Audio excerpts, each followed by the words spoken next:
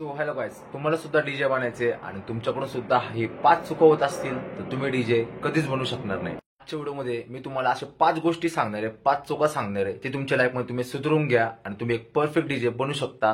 हे तुम्हाला मी आजच्या व्हिडिओमध्ये एक्सप्लेन करणार आहे आणि तुम्हाला मी हेल्प करणार आहे. सो गाईज, तुम्ही व्हिडिओ शेवटपर्यंत बघा आणि डीजे आयडीच्या चॅनलला सबस्क्राईब करायला विसरू नका, कारण मी डीजे आयडी साऊंड क्षेत्राबद्दल तुम्हाला बरेच काय माहिती देत असतो. चला ते व्हिडिओ सुरू करूयात. सो गाईज, बऱ्याचशा मित्रांचं बऱ्याचशा पोरांचं असं झालेलं आहे, भरपूर पोरं काय करतात, प्रत्येक गाणं जो असतो ना तो क्लिपला वाजवतात. म्हणजे मिक्सर मध्ये तुम्ही बघू शकता जो रेड कलरचा लाईट असतो, ठीक आहे, चॅनलच्या वरती जो रेड कलरचा गेन असतो ते पार म्हणजे फुल करतात आणि एवढं फुल करतात त्याचा आवाज पण फाटतो आणि ते पार क्लिपला जातं. तर तुम्हाला ही चूक नाही करायची, ही तुमची पहिली चूक आहे. तर कधी पण लक्षात ठेवा, एखाद्या गाण्याला जास्त गेन असेल त्याचा गेन तुम्हाला कमी करायचंय आणि एखाद्या गाण्याला गेन कमी असेल तर त्याला तुम्हाला वाढवायचे. शक्यतो तुम्हाला जो गेन असतो ना तो मिडल ठेवायचा, ठीक आहे. म्हणजे जास्त करून तुम्हाला प्लस पण नाही करायचंय आणि मायनस पण नाही, मिडल ठेवायचंय, ठीक आहे. जर गाण्याचं व्हॉल्यूम असेल, साऊंडवरती तुम्हाला जर एवढा व्हॉल्यूम येत असेल तर तुम्हाला मेंटेन ठेवायचं, जास्त कमी जास्त करायचं नाही. जो रेग्युलर चालू आहे तो रेग्युलर ठेवायचा. फक्त त्याला काळजी घ्यायची की लाल वरती जाऊन द्यायचं नाही, लाल लाईटला लागू द्यायचं नाही आणि क्लिपला जाऊन द्यायचं नाही. तर ही तुमची पहिली चूक आहे. सेकंड असं आहे, भरपूर मित्र भरपूर पोरं जे असतात डीजे असतात नवीन, ते ना सिंक वरती आहे ना डिपेंड राहतात. तुम्हाला मी स्टार्टिंगला सजेस्ट करेल, तुम्ही आहे ना सिंक वरती डिपेंड राहू नका. मॅन्युअली तुम्ही प्लेइंग करायला शिका वैयक्तिक. जर तुम्ही सिंक वरती डिपेंड राहिले ना तर तुम्हाला प्लेइंग तर पहिली गोष्ट येणार नाहीये आणि सेकंड असे तुम्ही प्लेइंग मध्ये पण परफेक्ट होणार नाही. कारण काय होतं, जर तुम्ही सिंक वरती डिपेंड राहिले तर सिंक काय करतं, तुम्हाला फक्त बीट मॅच करून देतं, पण तो टायमिंग सेन्स डेव्हलप होतो ना तो अजिबात होत नाही, ठीक आहे.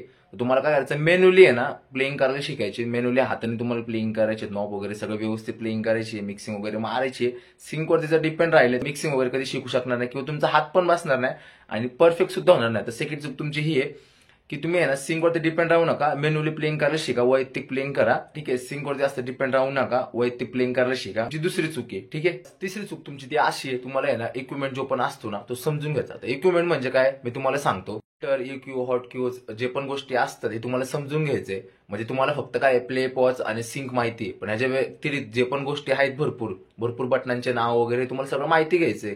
कधी कुठं काय यूज करतात हे पण तुम्हाला समजलं पाहिजे. जर तुम्हाला या गोष्टी माहित नसेल, तुम्हाला फक्त प्ले, पॉज माहिती असेल किंवा सिंक माहिती असेल तर हे सोडून ना तुम्हाला बाकीच्या गोष्टी पण माहिती पाहिजे. जर तुम्हाला बाकीच्या गोष्टी माहित नसेल, फिल्टर कधी देतात, कसं यूज करतात, कशासाठी यूज करतात, इफेक्ट काय असतो, इको काय असतो, हे सगळं तुम्हाला माहिती पाहिजे. गेन वगैरे पण माहिती पाहिजे, ठीक आहे. तर तुम्ही पहिले ह्या गोष्टी समजून घ्या, हे परफेक्ट करून घ्या, त्यावेळेस तुम्ही प्लेइंगला उतरा आणि त्यावेळेस तुम्ही प्लेइंग करा. तुम्ही जर या गोष्टी केले, जर तुम्हाला याबद्दल नॉलेज नसेल किंवा तुम्ही या गोष्टी जर केले, इक्यू वगैरे किंवा इफेक्ट वगैरे जे पण देत बसले स्टार्टिंगलाच, ठीक आहे, तर काय ही पण तुमची तिसरी चूक होती. तर ही चूक पण करू नका, ठीक आहे. इथं पण आपलं आहे ना डीजे बनण्याचं स्वप्न तुटून जाईल. सो गाईज, हे पण तुम्ही करू नका, व्यवस्थित प्लेइंग करा. चौथी चूक अशी असणार आहे, सॉन्ग सिलेक्शन करणं आणि क्राऊडला मेंटेन ठेवणं. आपण काय करतो, आपल्याला जे गाणे आवडतात, आपल्याला जे वाटतं चांगलं आपण ते प्ले करतो, पण हे चुकीचे.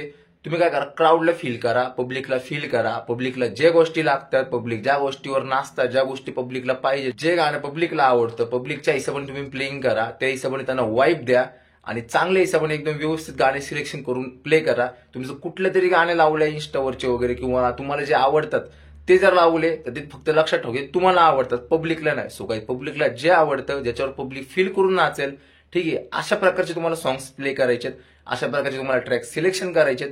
सो मी तुम्हाला हे सजेस्ट करत, व्यवस्थित गाणे प्ले करा, कलेक्शन व्यवस्थित ठेवा आणि पब्लिकला जे आवडेल तेच प्ले करा. हे तुमची झाली चौथी चूक. तुमची लास्ट चूक अशी असणार पाचवी, बॅकअप न ठेवणं. बॅकअप म्हणजे काय माहितीये का, आपण काय करतो, काय काय ठिकाणी तर बघितलेत की बार एवढा मोठा पाऊच घेऊन जातात, त्यामध्ये 25-30 पॅनर असतात आणि काय काय ठिकाणी तर 1-2च पॅनरे असतात.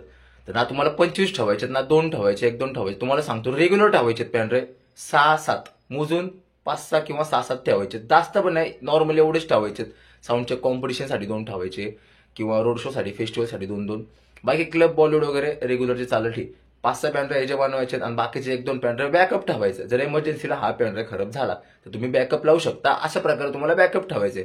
आता तुम्ही गेले 25-30 पॅनरे घेऊन त्यामध्ये गाणेच नसतील तर प्लेइंग करून काय फायदा. आणि तुम्हाला हे पण माहित नसेल कुठं काय प्ले करायचं, तुम्हाला हे सुद्धा माहित नसेल पब्लिकला काय पाहिजे, तर पब्लिक नाचणार नाही आणि नाही तुम्हाला कोणी ना सपोर्ट करेल की तू चांगला डीजे बनतोय म्हणून, ठीक आहे. तुम्हाला ही चूक पण करायची नाही. बॅकअप व्यवस्थित ठेवा आणि फोल्डर वगैरे पण व्यवस्थित बनवा. फेस्टिवलमध्ये फेस्टिवल बाकी रोड शो आणि जिथे जे पाहिजे तिथे तेच वाजवा, तिथे तेच ठेवा, त्या फोल्डरमध्ये पण तेच ठेवा. जास्तचा कचरा भरू नका, व्यवस्थित प्लेइंग करा. तर तुम्ही फोल्डर वगैरे व्यवस्थित बनवत नसाल आणि तुमच्याकडे जर व्यवस्थित गाणे नसेल आणि जर तुमच्याकडे बॅकअप सुद्धा नसेल तर ही पण तुमची 5वी चूक आहे. ही चूक पण करू नका, बॅकअप वगैरे ठेवा पेनड्रॉईडचा.